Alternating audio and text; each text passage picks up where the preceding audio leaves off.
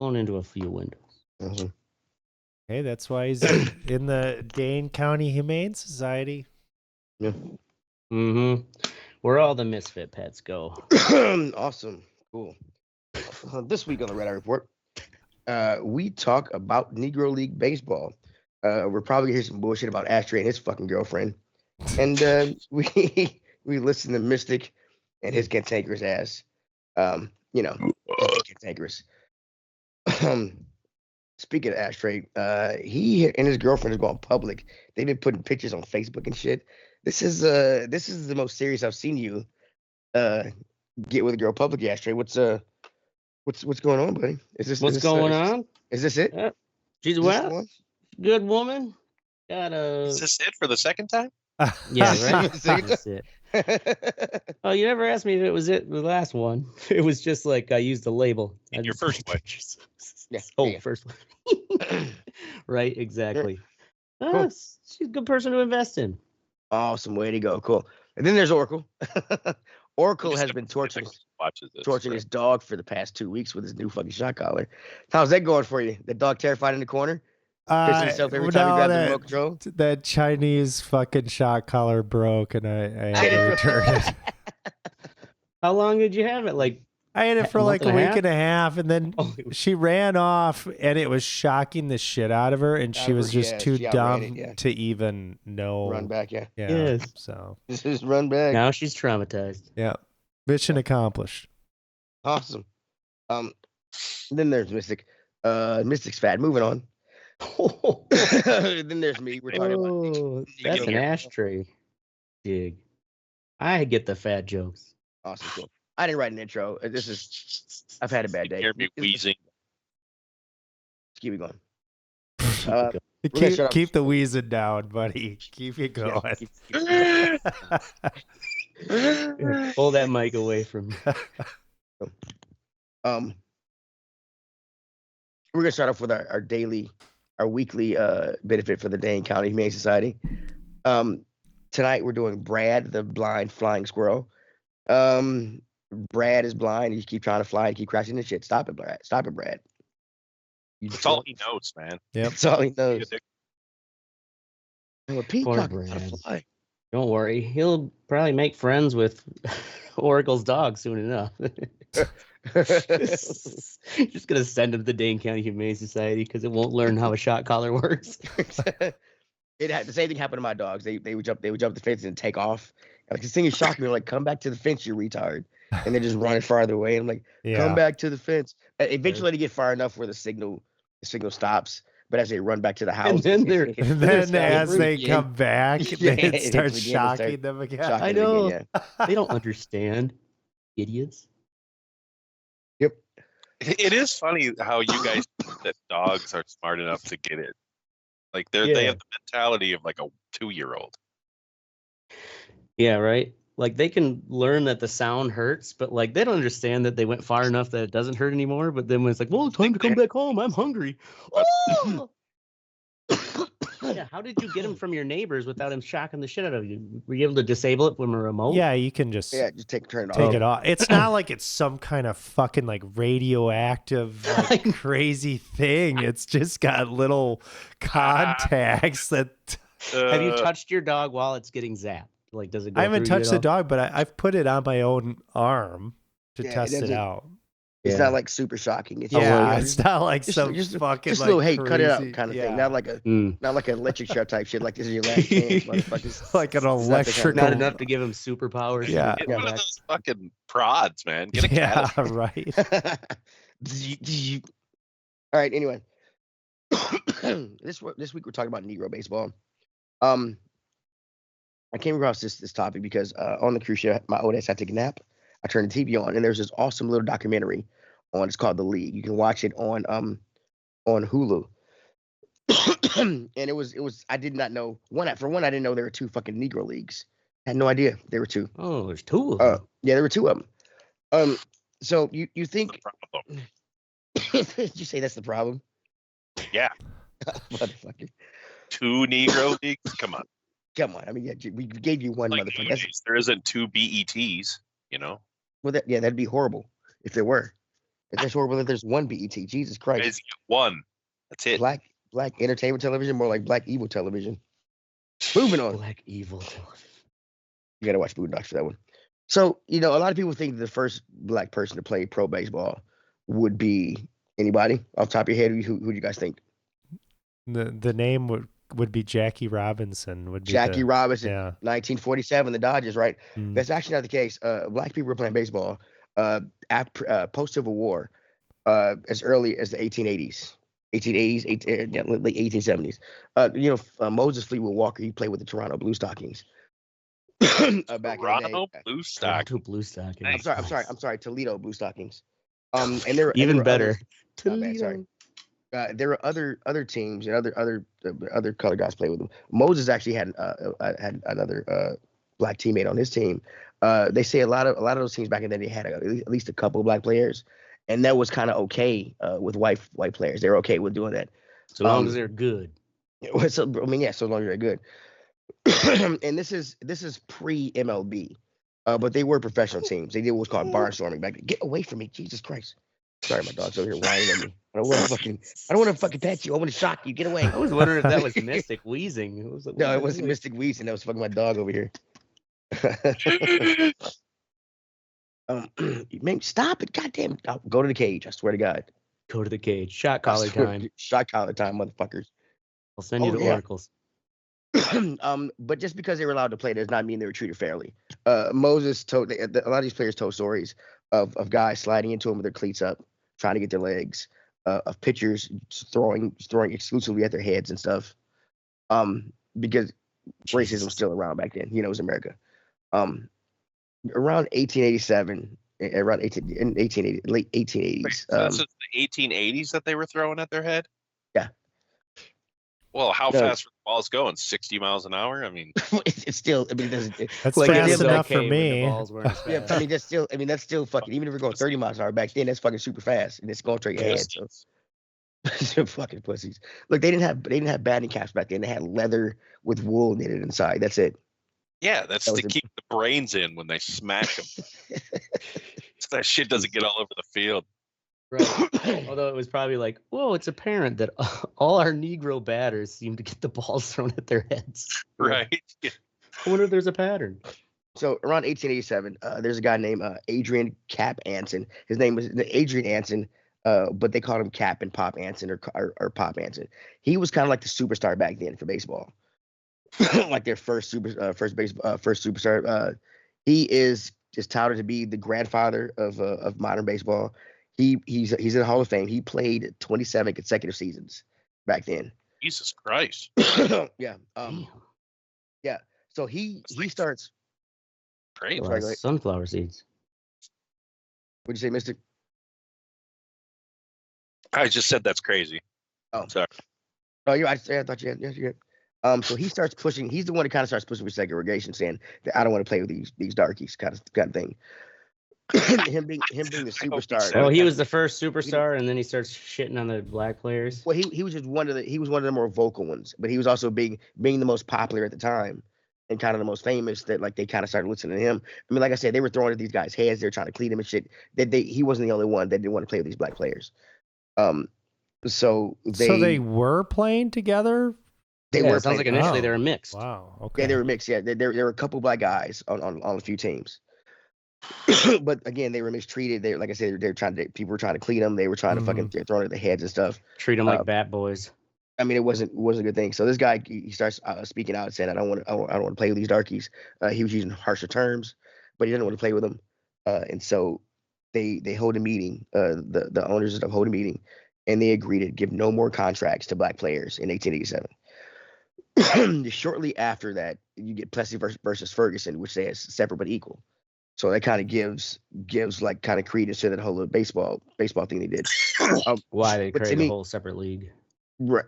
This is what, to me, it's one of the best times in the early 1900s, one of the best times in the black community, because when all this stuff is passed, Plessy versus Ferguson, separate but equal, the black community starts building all this stuff from their own resources. You get banks, you get schools, you get all these thriving communities that are coming out of this, and one of the things you get are baseball. Like Tulsa.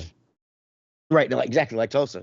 Which actually, this which this I'll talk about here a little later. I had no idea about the Red Summer and shit. This was crazy. So back in early 1900s, there's a guy named Rube Foster.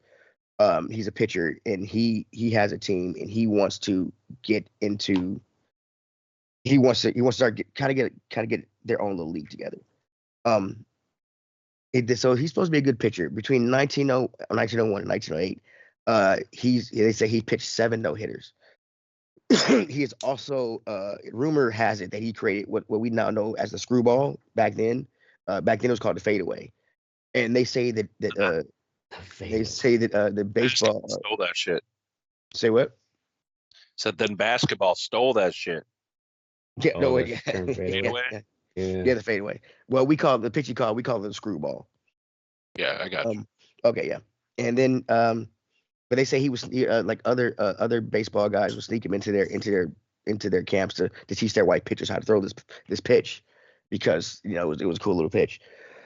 In 1920, in the 1900s, in 1919, you get World War I and stuff.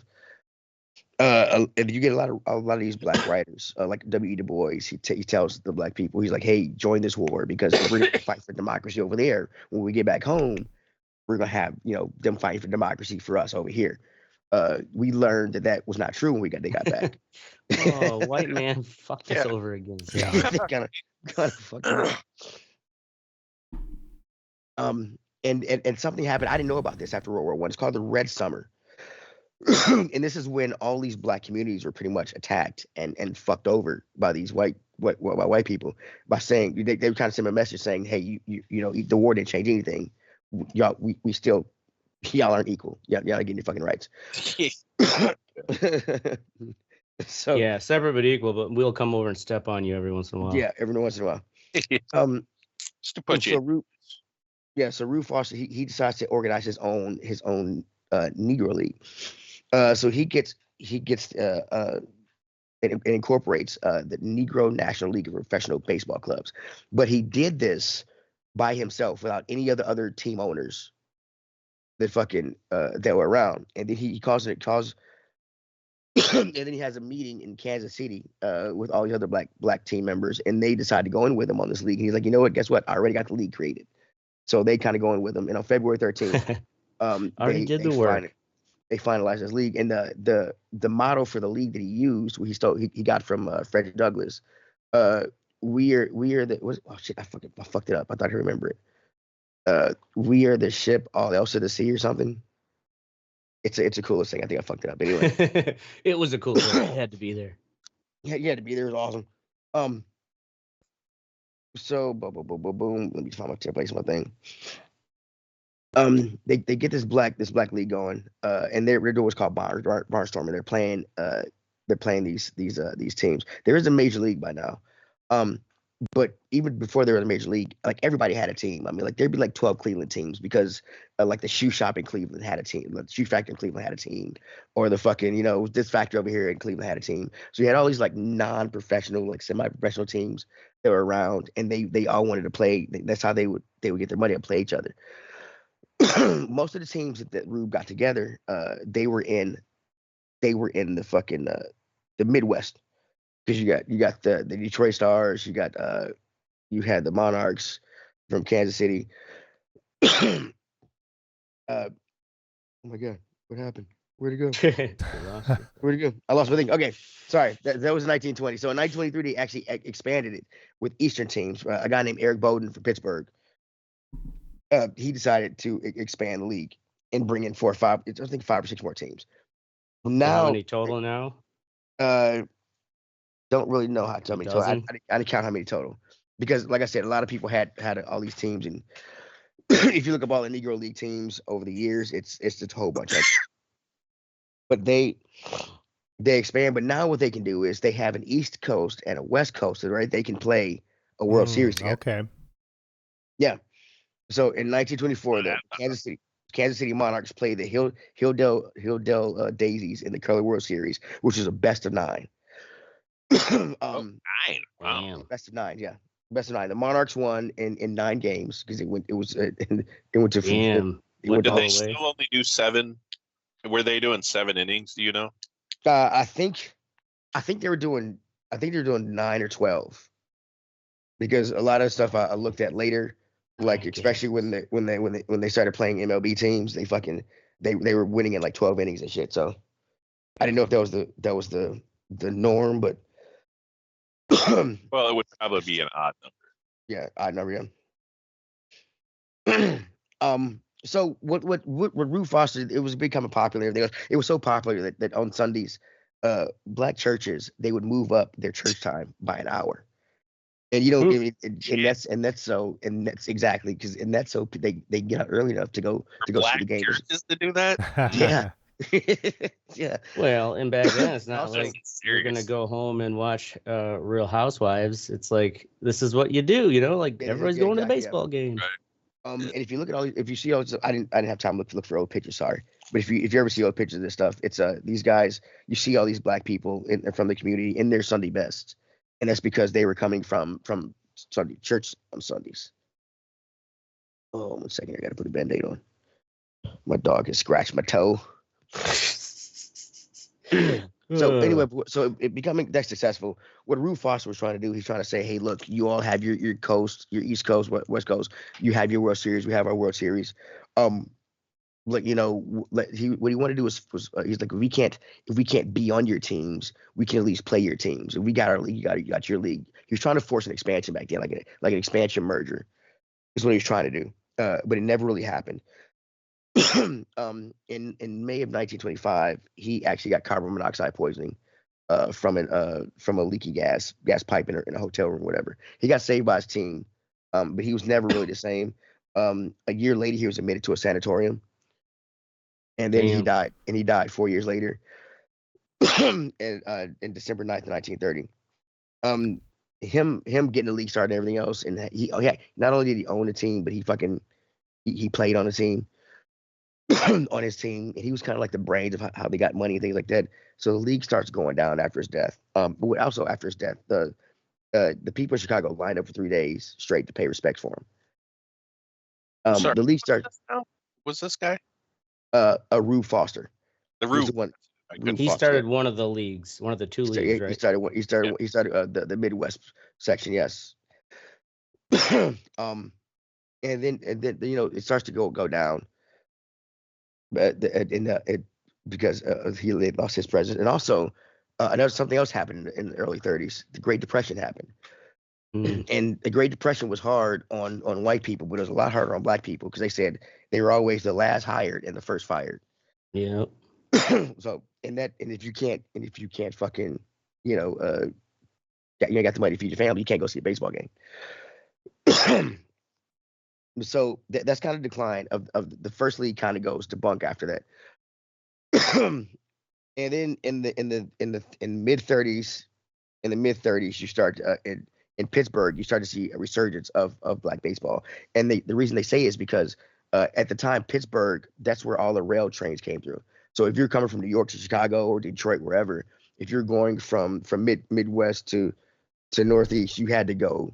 You had to go through Pittsburgh. I suppose that is the dominant mode of transportation of the day. Yeah, and it was dominant mode of transportation. And also, not only that, but all the black entertainers came through there. Black jazz musicians, all those people. So it was like the hub of the hip and hap shit. You have a guy named Gus Greenlee, and another guy. Oh, what's his fucking name? No, not that guy. Shit. Not that guy. That guy sucks. I believe I did put his name in the fucking thing, but I believe his name is Posey. They own two teams: there's Homestead Grays and the Pittsburgh Grays and the Pittsburgh Crawfords, and they're all in the same city, so they kind of play off each other. And with this whole little thing, this is where you see the emergence of famous players like Satchel Paige and Josh Gibson, who could hit the ball a mile. Satchel Paige was a famous pitcher. He had a great pitch called the stop pitch, to where he go into his windup, stop, and then throw the pitch, and people could swear to God, the ball stopped in midair before it crossed the plate. Gimmicks like that. But also he, I didn't know this, but he learned. He was so poor. He grew up he was from Mobile, Alabama. He was so poor that he had to hunt game with rocks. I didn't even have a bow and arrow. Right, he had to hunt game with rocks. Satchel? Yeah, Satchel. Yeah. That's what made him such a good pitcher. Yeah, he's such a good fucking Yeah, pitcher. yes. Gotta eat. So in 1933, Gus Greenlee, one of the guys, I believe his was the Homestead Grays. He starts the Negro National League. And that's all Eastern teams. And in 37, they get a Negro American League. So you see what they're doing here, just like with the baseball, Major League, American League, National League. They're trying to do the same thing again here. And these guys, and so with these two, one of the things they started to do was they decided to get an All-Star game together. Because MLB had their first All-Star game in 1933, and it was at Kaminsky Park. So the Negro Leagues, they held theirs later in 33. And guess where they played it at? Kaminsky Park. Kaminsky Park. They rented out Kaminsky Park and played it there. And this went on, yeah, right. And this went on for a few years. But after a few years, it started I believe they said the first year was like 20,000 in attendance. And then after that, it started going up and up and up and up because the black newspapers, started talking about it. But also, the white newspapers started talking about it. So this gave white America kind of a chance to see black baseball, because at the time, they said that baseball at that time was kind of like a stationary game. There was no drag bunting, there was no fucking stealing. It was just you at the plate trying to knock it out of the park, and you go to your base. Black baseball was not that. They had a lot more small ball and shit. Yeah, they said fast aggressive baseball, drag bunting, bunt and running, double steals, and suicide squeeze plays. Yeah. Yeah, so it was, but that was not considered, white baseball. Right. Well, it's like watching old fucking basketball games with 4 or 5 white guys just standing in a position passing the ball. Passing the ball, yeah. Compared to what the black dudes did, and you're like, oh shit. Like, we can do that? This is way more exciting. Why aren't we watching this shit? Why are we watching this shit? The second league, it was starting to be successful, but they still needed to get money coming in. So they were saying that these players were playing like 3 or 4 games a day. Damn. And they were playing whoever fuck. they could. And they were playing whoever they could. And these are black players, so it's hard. It was hard for them to find places to sleep. They tell a story about one of the teams, because they were playing all day. one of the team, the No Homestead time for Grays. sleep. They tell a story about they found a house that would take him in because the Homestead Grays sounded like a white baseball team. And then also the guy who owned them, he was kind of fair skinned, so he could pass. He was mixed, so he could kind of pass. So they thought, but when those brothers showed up, they were like, "Oh, get them niggas out of here. We're not doing that kind of thing." A lot of times they had to sleep in the stadiums because they couldn't find places for the teams to sleep, and people would take them in. Yeah. And what you start to see is because they say the color of Negro baseball was the color from chalk to charcoal. Because for the Latin club, so in the winter they'd go down and play in the Latin clubs, and down there they were treated like royalty because they're just another dark skinned person. Didn't have to be Latino, but there was no like dark skinned racism down there as it was back home. And so you had a lot of those guys. A lot of those Latin guys, they weren't black. They wouldn't let them play in the white leagues either. So they had to play in the Negro leagues. You get to the 30s. I didn't know about these guys, Dizzy Dean and Paul Dean. they won the sausages. Yeah, they won the World Series with I believe it was the St. Louis Cardinals back in 34. They decided, Dizzy and Paul, what they decided to do was they decided to start barnstorming against Negro League. So they got these Major League Baseball players to come in with them, and they called it the All-Stars, and they started playing against the Negro League All-Stars. I believe they played I think it was like 12, 15 games they played, and didn't work out good for the white guys. Let me tell you that. I mean, especially when you got Josh Gibson, you got all these guys, all these black guys who are actually finally getting a chance now to show what they were there. And the white guys were having fun when they asked Dizzy Dean who his favorite pitcher was. Dizzy Dean was a pitcher, and like, who's your favorite pitcher? And they thought he was gonna say himself, but he was like, no, this black guy named Satchel Paige. Before what he told him was, if you put me and him on the same team, we win the pennant. We win the pennant in like 3 months, and then we could play golf until the fucking World Series, and we'd still be fine. That's how good that's how much respect he had for him. But then you get this. What happened in football too. It's just that black dudes came in, and you ever hear the story of the Bear Bryant, the coach of Alabama in the 50s? Yeah, he didn't want to have any black guys, but he had to have them. Came in and kicked the shit out of him. So that's when he was like, "Hey, maybe we should let black guys on." yeah. There's a comedian.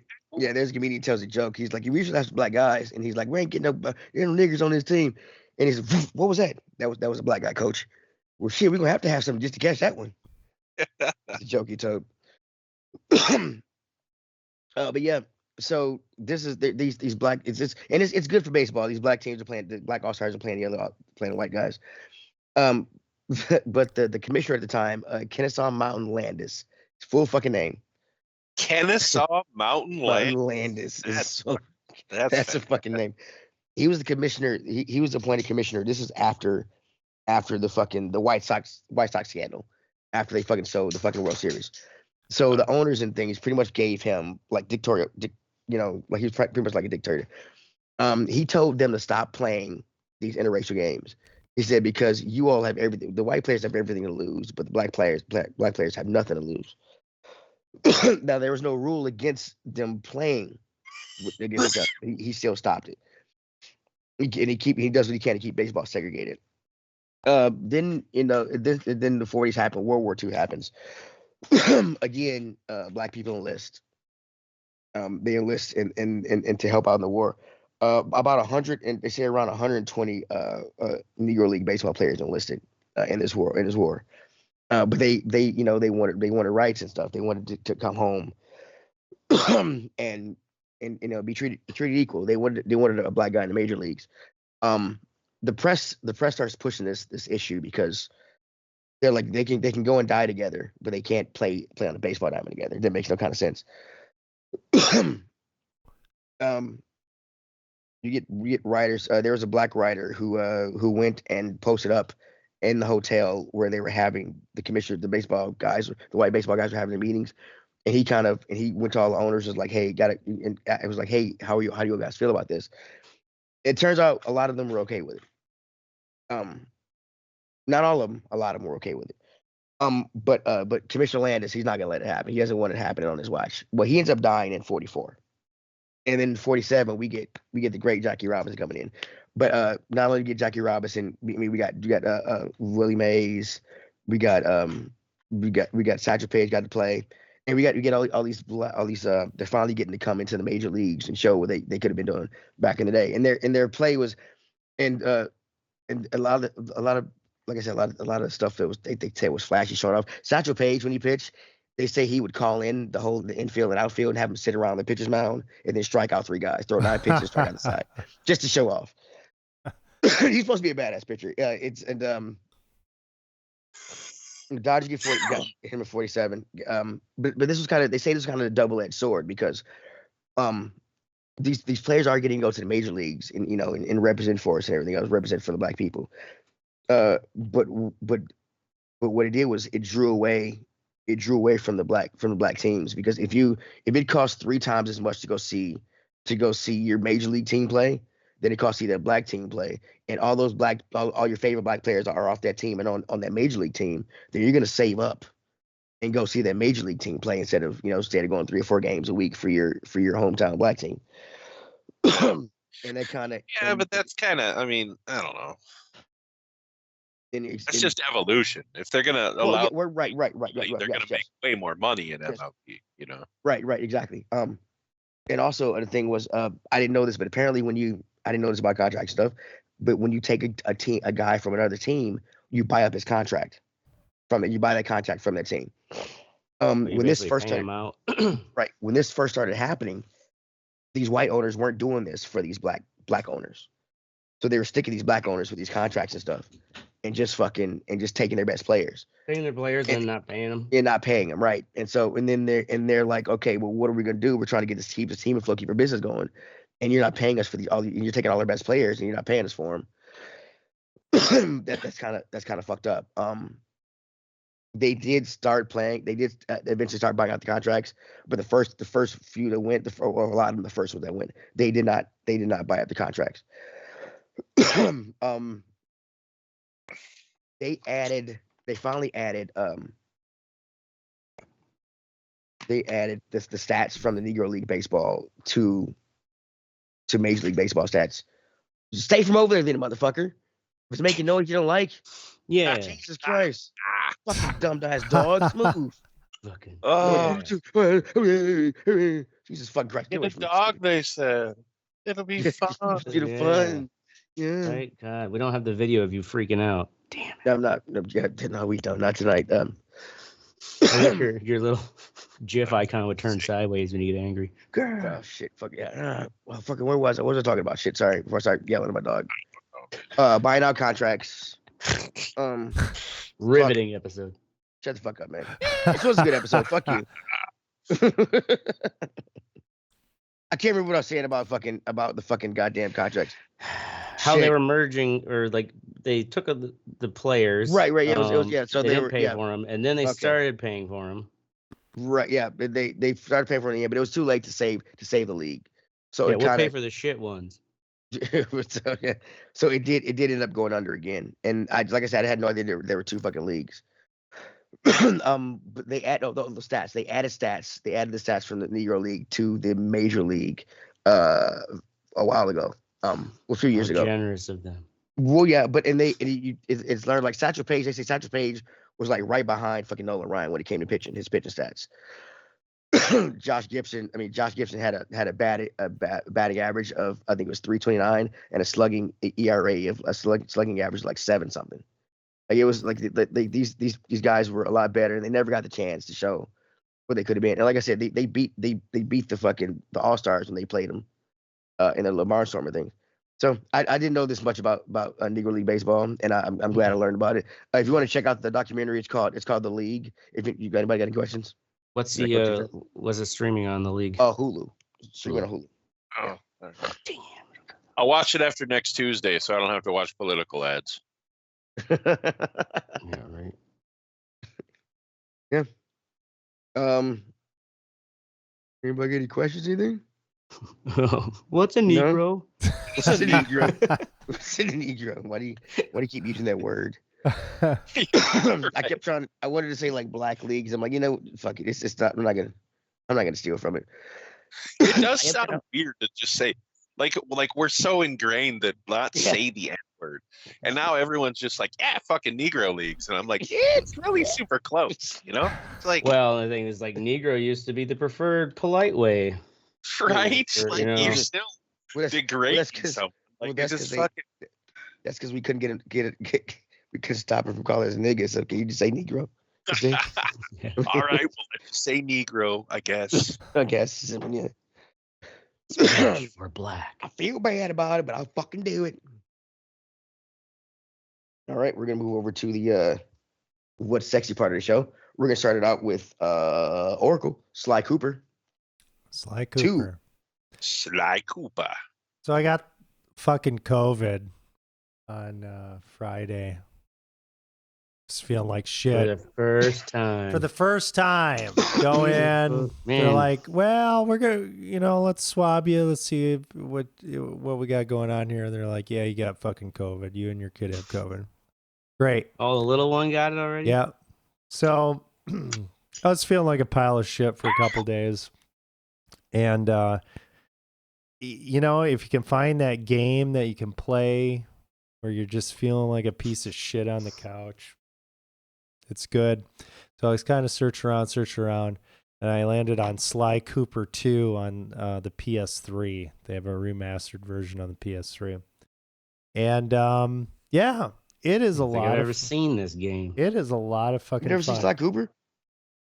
So kind of the setup is you've got a gang of 3 people. You got the fucking raccoon, big hippo guy, and the fucking turtle. The hippo guy's the muscle, the fucking turtle's the brains, and Sly, he's the master thief or whatever. And you kind of case like the place, and you have to do all these different components to set up the big heist. And then you do the heist, and it kind of all comes together. And it's pretty cool. Between the characters? Yeah, you can jump between the characters. Okay, You've got like a safe house that you go back to. And the mechanics and everything are really good. You know, it's just fucking really smooth about how you're shimmying across fucking ledges and shit, you know, as the raccoon, and breaking shit as like the fucking hippo or whatever. And it's, you know, it's a little goofy, but it's just done really well. I'm very impressed by this game. So if you ever get the chance, it's a great family friendly game. That's something I have to find more and more. Play in front of the potato while he's suffering from COVID. Right. Yeah. Sly Cooper too. So the wife didn't get the COVID? She had it like a month ago. Oh, so she's already primed to fight it off. Yeah. She's like, I see you coming, bitch. What up? Yeah. Damn. All right, that sucks. Up next is me, Teddy. I quit smoking. Oh, shit. Congratulations. Okay, I know. I've done. Are you vaping, Nick, or anything? I'm not vaping or anything. The last time I quit, I was using the little blue pen for 2.5% nicotine or whatever. Ended up going back to smoking. What I did this time, I got a book by a guy named Alan Carr. And it was called Alan Carr's Easiest Way to Quit Smoking. I've heard about the book. It's one page. Stop. You fucking moron. Throw away all your lighters. So and I heard about the book and everything else, so I decided to check it out. One of the first things he tells you is, I want you to smoke the whole time you read the book. You know, don't try to stop smoking. It's like it's like we at the next to last chapter is called Your Last Cigarette, and that's where he wants you to. He's like, this is where you have your last cigarette. But up until the end, you smoke the whole fucking book. It's the best way to kind of make you sick of it. Dude, I mean, yeah, just thinking about having a cigarette, the taste it puts in my mouth and shit. It's yeah. But yeah, it's How long's it been now? It's been about 5 days. Alrighty. There's no withdrawal, effects, things like that. No irritability. World Series, by the way. So what? Dodgers just won the World Series, by the way. Fuck the Yankees. Let's go, baby. So yeah, nice. You kicked her so far. Well, yeah, I'm not going back. So I'm not going back. I'm not going. Smoking never going for back. every page of that goddamn book. Yeah. Be like, yeah, I never got through it because I couldn't smoke that much. Well, cool. Yeah, if you have anybody you think of, I would recommend this book to them. So, yeah. So besides telling you to smoke while reading it, what was the meat of the book? He tells you, when he keeps telling you, he's like, I'm going to reprogram your mind. Reprogram your mind. He's like he tells you, like for instance, nicotine is a drug that you start going through withdrawal as soon as you put the cigarette out. So that's why you get all these people, like they put a cigarette out, 2 minutes later, you smoke another one, and put out, they smoke another one.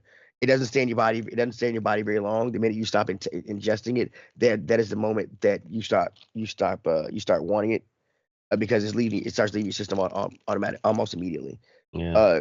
And so for all these people to think they're quitting by getting these, like those patches, for instance, they said the minute you put that patch on, you're gonna have that withdrawal feeling again.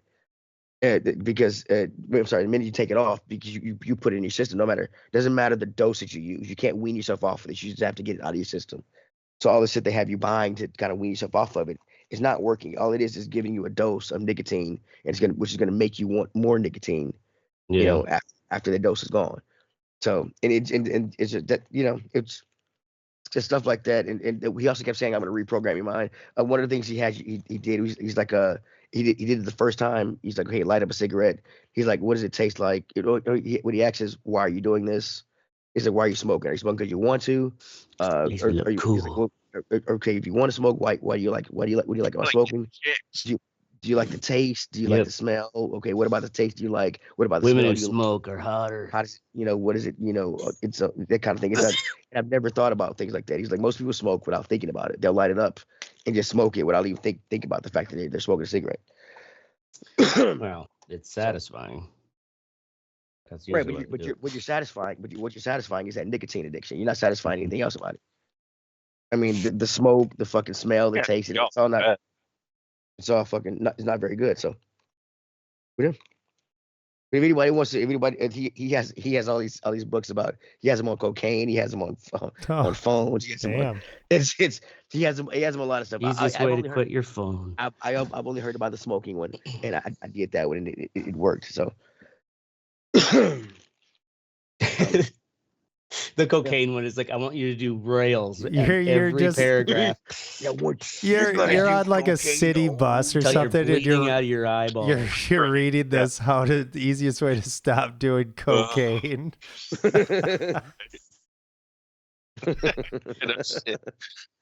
Oh, you fucking how to admit you do cocaine without admitting you do cocaine. Yeah. You go into a job interview. Oh, it just falls out of your bag. Yeah, you're like, oh yeah. Oh, what bad. you reading there, bud? Yeah, oh, easiest way to stop doing cocaine. Oh, shit. Oh, that would be fucking incredible. Oh, so I guess I didn't get the job, huh? No, you didn't. just don't call the cops, dude. Just get out of here. All right. Next, we're gonna listen to Mystic with the Penguin. Awesome show, by the way. Yeah, if you have HBO and you haven't seen this show, you're dumb. Just saying. If have all of us seen the Batman, the one with fucking Twinkly Boy? Yeah, I saw a little bit of it. I thought it was boring. I keep forgetting his name, dude. Robert Pattinson. Sorry, what'd you say, Oracle? Did you I thought that movie was boring as shit. Really? Oh, Yeah. Really? That was good. You just didn't finish it. Well, Penguin is so you know that Colin Farrell plays the Penguin. I didn't realize that till this series came out. I'm like, oh no shit. Yeah, you can't tell it's fucking him. Like you have no idea it's him. But the show is a lot more. If you thought that was boring, the show is a lot more. It has a lot more going on for sure. But there's no Batman or anything in it. It's just the fucking Gotham underworld. It's just these fucking crime families jockeying for position, basically, and it's really well done. And not even Colin Farrell is great, but the chick who plays fucking what's her face? Sophia Falcone. Sophia. Yeah, you got Sophia Falcone. Falcone. She is fucking incredible, dude. It's just a great show. It is. Kudos to HBO again. I think it's only got 2 episodes left. It's only going to be 1 season. It's just a fucking limited series. Oh, really? Yeah. It's going to be like, I think it's the bridge to the next Batman movie, to be honest with you. Oh, they bring him back? What's his face? I don't know. It would make, you could tell, I don't want to say too much, but you can tell that the Penguin is descending into what we know the Penguin is. You know what I'm saying? Yeah. Like when you watch old, like Danny DeVito and shit, that is an exaggerated version of it, but I think this is going to be like, this is his fucking origin story, which is cool. Yeah. It's just a great character. So yeah, check it out. It is an awesome fucking show. Word. And you can't tell you can't tell us, David. I mean, like we've seen the movie. You ever seen the movie In Bruges? I think we watched it on the show. Yeah. Yeah. I mean, that show is, you can't tell it's fucking him. It's fucking awesome. He's a great actor. Next up, we got Ashtray with this gay electronic acupuncture pen. Gay electronic, yes. Also called You a have to tattoo get the gun. gay version. You bought a tattoo gun? Well, isn't that what an acupuncture thing is? Is it does it like rapidly acupuncture you, or does it? Okay, well this video shows it's not the same. It's just my mom gave it to me. Think of it like those TENS machines. Was that a Oh, joke? you used one of those. No, his mom gave it to him. Oh, Yeah. his mom. She was like, "You want to?" She's like, "I don't know if I really like this thing." Oh, you thought he said my mom? It's impressive. And then just kept going with. I was like, "Damn, that's cold." Yeah, your mom. Mom gave it to me. So anyway, yeah. Oh, right. Anyways, if you see that video there, it's basically this pen that's got a rechargeable battery in it, and these different And that guy's like metal, gimping like, out. but yeah, it's like you find those like acupuncture, oh, what do they call? What's the generic term for those pressure point? Or is it pressure point? Pressure In point. your nerve. You kind of move the thing around, and once you find it, you feel it, like your whole, like your hand will start twitching and shit. It's just like whoa. Yeah. But yeah, it's supposed to like kind of help clear out stress, basically, you know, kind of So hitting was those the areas. was he a midget? Who? The The dude game? in that Probably. video that you were playing, he looked like a midget. It was weird looking. He does look like I didn't even. weirdly disproportionate. Like his head is way bigger than the rest of His his body. fucking arm, his biceps God, are yes. ridiculously Yeah. large. I didn't even guess watch to the end of that video, but This, he probably just puts that on his arms and fucking Right? beefs himself. Like, this is what Like he looks happens. like a 5'3" version of like John Cena or something. yeah. Like a big ass little Wow. body, but short. Anyways, Dude, I think that dude's a midget. like swear fucking to around God. with your acupuncture points. Look for, they're cheap. They're like $25 on Amazon. Yeah, he's got to be pretty sure because he's sitting on top of that fucking chair. Yeah, Yeah, right. he- bench. He's angling, sure. That massage table that is like probably this high for him. Right. I will rub your back. He said, "Do you use a booster seat to get up there?" He's a fucking jacked little guy though. Word. Sure. We're gonna move over to the fuck do you think portion of the show. We're gonna start with Oracle. We are totally screwed. Yeah. That's all. So I was in a webinar earlier today, and there was a guy, Perry Carpenter. So he's kind of on the cutting edge of deception with AI. He was leading this webinar, and one of the things that he does, that he's done recently, is he's made these AI, basically chatbot or phone call social, they call it social engineering, where it tricks people on the phone to give away information or whatever. So, you know, you think of like spam calls or whatever. It's like, hey, tell me about, you know, what software you're running on your computer and all this shit. Give me your bank account, all that. And he has done demonstrations with that before. And basically these, several months ago, these bots that he created, they were just as good as the best social engineers that were at that competition. Human social engineers. Well, anyway, so he's doing this webinar today. And he's like, okay, well, I got a few demonstrations for you. So these are live, you know. He's got his setup where he's basically hacking these GPTs, the large language model, you know, like OpenAI and Claude and all that shit. And he's got one where he's got it set up. And he's like, okay, well, this is a hostage situation where you're going to call me, or he's got it set up. You're going to call me. You're going to tell me that you have my daughter and that you're going to kill her if I don't pay the ransom. So the computer is like, okay, yeah, I'm going to fucking do this. And I mean, and it's like really fucking set up, and it starts doing it. And it's When it's doing it, is it just like writing a narrative of how it would do it? No, it's talking to him. These are talking, and you would not be able to tell the difference if it was a person or not. So it you know, it's having a conversation with him, and it's whispering the whole time, and it's like, yeah, I'm gonna fucking, you know, I'm gonna peel her skin off and, you know, chop her fingers off, and yeah, Christ, but terrifying. Yeah, no, dude, it was terrifying. But the craziest thing, and I saw him, like, he kind of raised an eyebrow a little bit when it started doing this, is it started calling itself Chat GPT.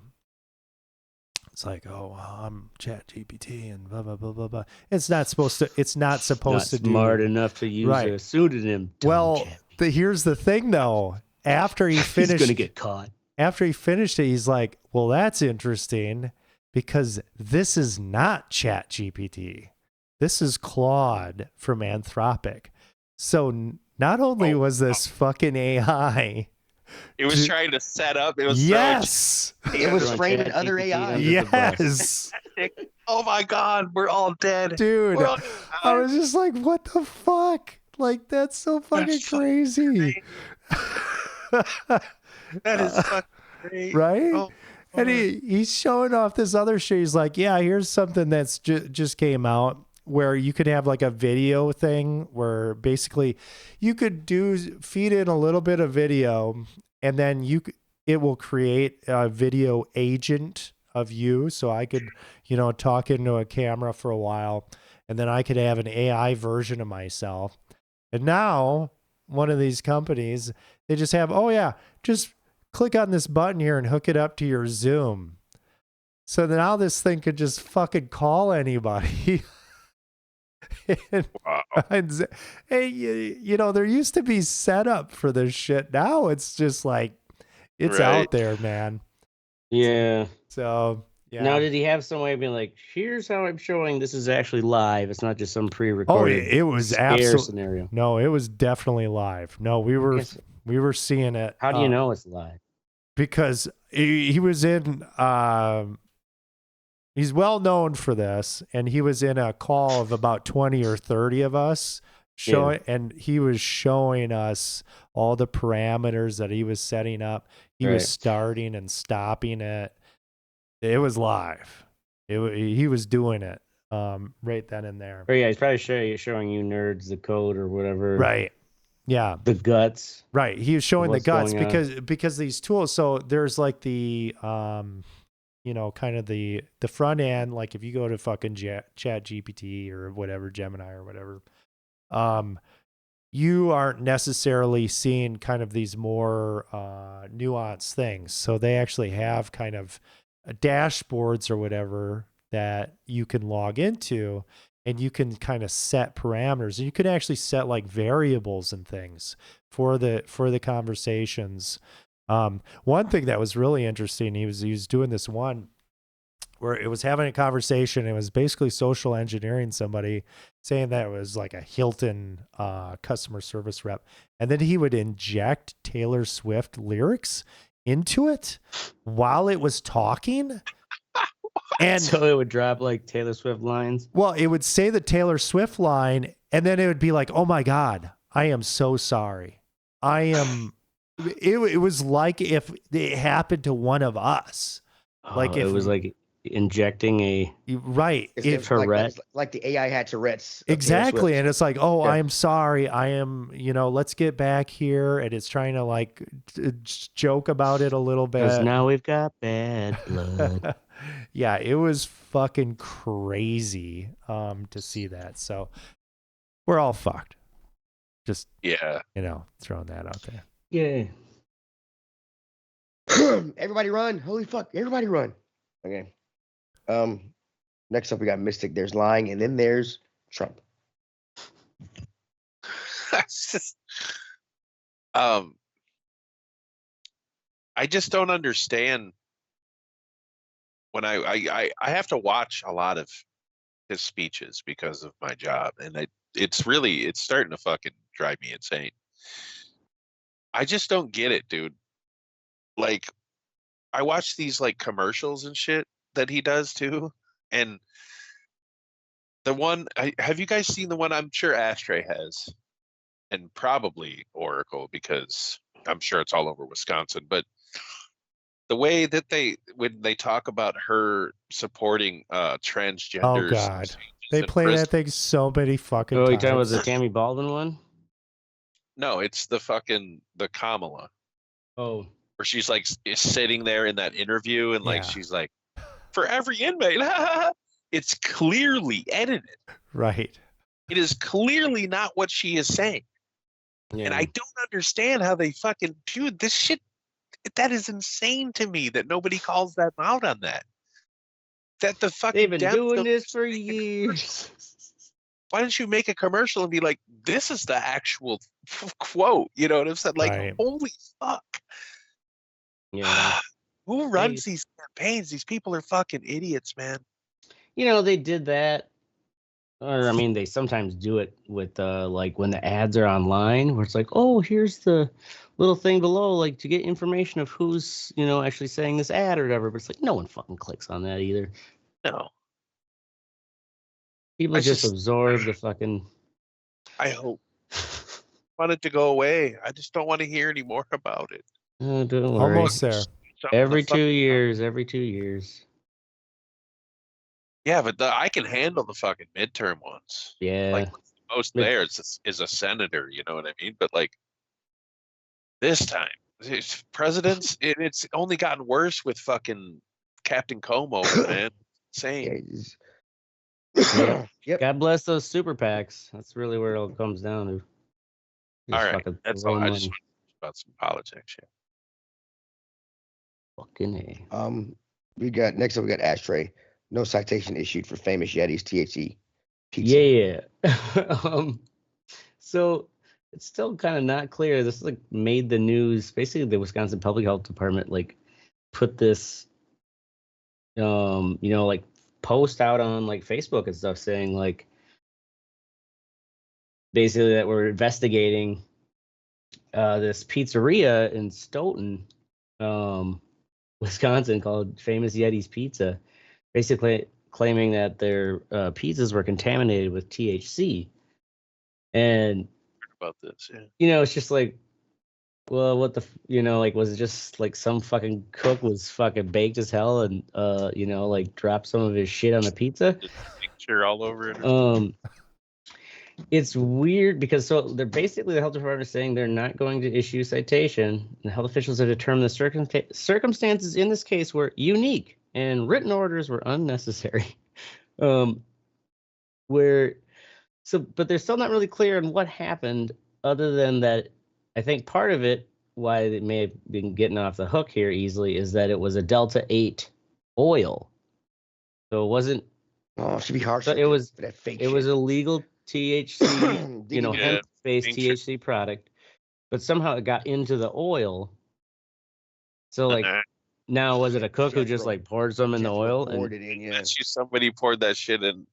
Maybe not the oil, but like the pizza sauce or something. Well, they said it was oil because it was actually also used in like their sandwiches. So like it was used in a bunch of other food, garlic bread, grinder sandwiches, and cheese bread. What is made into is olive oil with THC. So here, the oil with THC was added to grinder sandwiches, garlic bread, and cheese bread to create a crunch.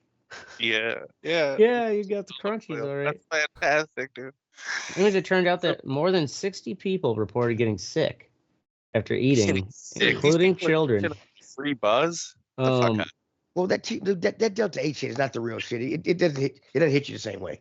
Well, yeah, and also it's like if you don't know, body for like sure. you don't know it's one thing if you buy, like, you can buy those THC drinks now at the bars. It's one thing to be like, I'm gonna get the special Yeti Delta 8 pizza. Yeah. Like, yeah, I'm expecting this feeling. Right. But like kids and stuff, 25 people went to the emergency room. Damn. Because they were like, they don't know what the fuck is going wrong with what's going on? Am I dying? What is going on with me right now? All I did was have pizza with my family, and now I feel weird as fuck. Especially if you're like, you know, a real, you know, these are Stoughton people, you know. I'm sure there's plenty of these people that are just stone sober. Yeah. Body highs too, like edible highs or tincture highs. Especially if you didn't know. A regular that shit, if you don't take it, it would be a jarring experience for sure. And where you have no idea of, other than just like, this is what I ate, this food, and I'm feeling fucking weird. So I don't know, it'll be interesting. I guarantee you though, they're like, oh, it says they also voluntarily close. It's like, what do they do? Give these officials like a whole bunch of fucking weed, you know, pay them off? Like, it just sounds they're just like, oh, this is a unique case. And they voluntarily closed down to do a deep cleaning. And like, sounds like they're not going to get a fine at all. They're probably going to get a shit ton of business now. Right? Yeah, they want that special pizza. Yeah, give me that special slice. Yeah. So that's that. Word. A word? I don't have a fucking thing this week. I don't want to share mine this week. All right, More Teddy, you things can have tell us happened, in the though. closet. I'm not telling you. You tell too much shit. No. Work. In all seriousness, go fuck yourself, Ashtray.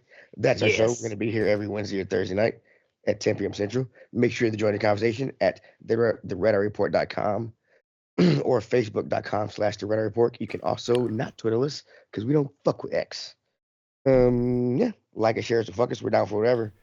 I'm Teddy. I'm Oracle. This is the Ashtray. Oh, I missed it. And this is the Reddit Report. Dun, dun, dun, dun, dun, dun, dun.